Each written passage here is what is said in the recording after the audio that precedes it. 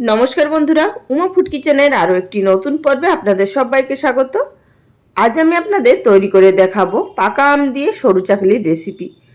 এই পাকা আমের সরু চাকলি খেতে অত্যন্ত সুস্বাদু হয়। চলুন তাহলে আর বেশি কথা না বলে শুরু করা যাক আজকের এই ভিডিওটি।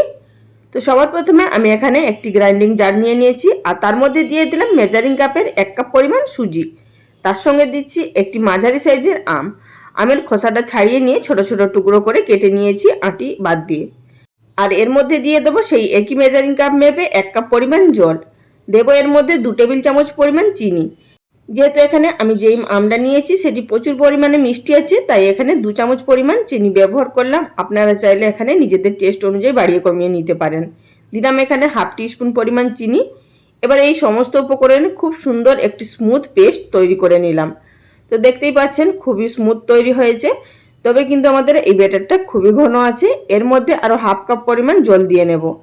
যে জারের মধ্যে পেস্ট করেছিলাম সেই জারটা ধুয়ে দিয়ে দিলাম আরও হাফ কাপ পরিমাণ জল। এবার এর মধ্যে দিয়ে দিচ্ছি 2 থেকে 2.5 টেবিল চামচ পরিমাণ ফ্রেশ নারকেল কোড়া।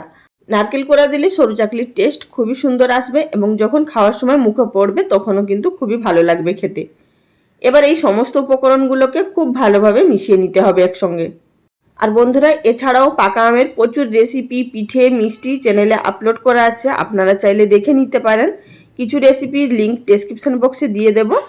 আশা করছি আপনাদের সেই সমস্ত রেসিপিগুলো ভালো লাগবে। এবার এটিকে ঢাকা দিয়ে 10 মিনিট মতো রেস্টে রেখে দিয়েছিলাম।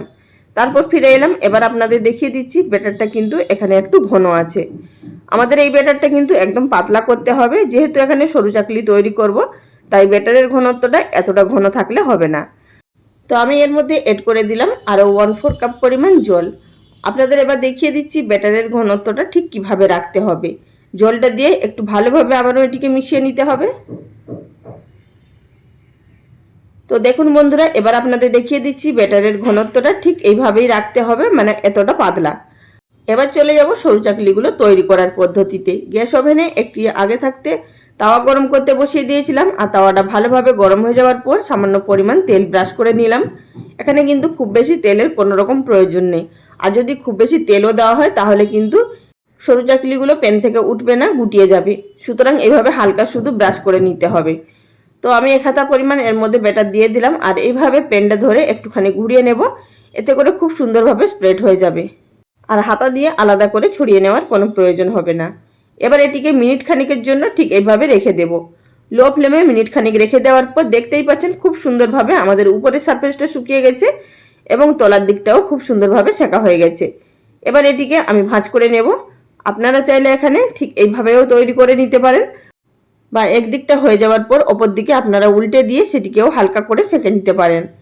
তো বন্ধুরা, আমার এখানে একটি তৈরি করে নেওয়া হয়ে গেছে। এবার আমি আপনাদেরকে আরও একটি তৈরি করে দেখিয়ে দিচ্ছি, তাহলে আপনারা বুঝতে পারবেন যে এটি কতটা পারফেক্টভাবে তৈরি হয়।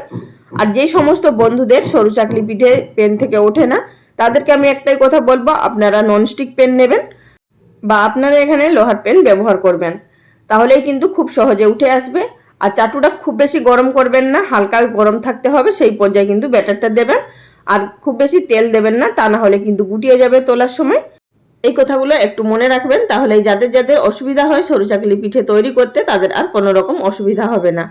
তো বন্ধুরা, এখানে আমি সবগুলো একই রকম পদ্ধতিতে তৈরি করে নিয়ে আপনাদের সামনে ফেরত এলাম। তো আমি এখানে বেশ কিছুটা তৈরি করে নিয়েছি। এবার আপনাদের দেখিয়ে দিচ্ছি যে এই পিঠেগুলো ভেতর থেকে ঠিক কতটা সফট হয়েছে এবং ভীষণই কিন্তু জালিদারও হয়েছে। আশা করি সেটা আপনারা দেখে বুঝতে পারছেন।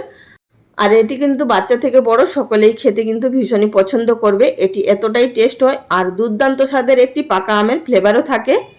এবার বন্ধুরা, আপনাদের আমি এখানে ছিঁড়ে দেখিয়ে দিচ্ছি যে এগুলো কতটা পারফেক্টভাবে তৈরি হয়েছে, তাহলে আপনারা বুঝতে পারবেন। তাহলে বন্ধুরা, আপনারা এগুলো দেখেই বুঝতে পাচ্ছেন যে কতটা পারফেক্টভাবে তৈরি হয়েছে। আর দেরি না করে এই পাকা আমের সময় বাড়িতেই ঝটপট বানিয়ে ফেলুন এই দুর্দান্ত স্বাদের পাকা আমের সরু চাকলির রেসিপি। বাড়িতে তৈরি করে খান, সবাইকে খাওয়ান।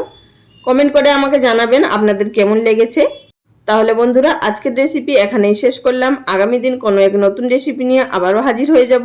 সবাই ভালো থাকবেন। ধন্যবাদ।